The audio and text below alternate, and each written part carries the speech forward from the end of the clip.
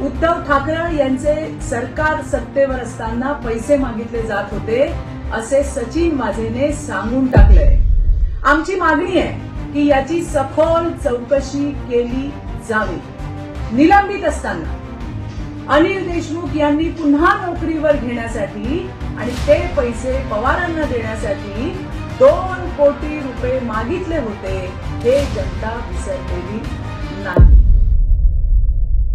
नमस्कार। अनिल देशमुखांचा काळा बुरखा फाटला।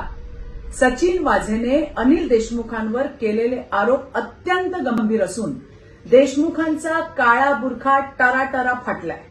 उद्धव ठाकरे यांचे सरकार सत्तेवर असताना पैसे मागितले जात होते असे सचिन वाझेने सांगून टाकलंय।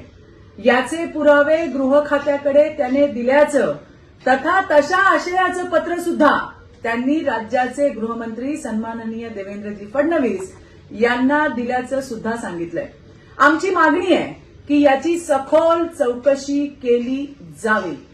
निलंबित असताना अनिल देशमुख यांनी पुन्हा नोकरीवर घेण्यासाठी आणि ते पैसे पवारांना देण्यासाठी 2 कोटी रुपये मागितले होते, हे जनता विसरलेली नाही। सचिन वाझेविषयी बोलताना उद्धव ठाकरे यांनी भर सभागृहात त्याची पाठराखण केली होती।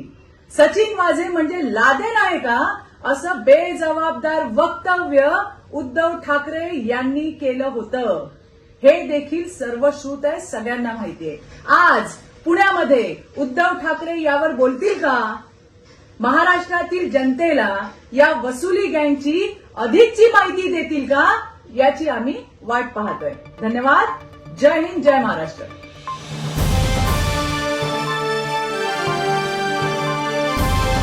समाजकारण, प्रशासन आणि राजकारणातल्या अचूक विश्लेषणासाठी बखर लाईव्हच्या सोशल मीडिया प्लॅटफॉर्म्सना लाईक, फॉलो आणि सबस्क्राईब करा।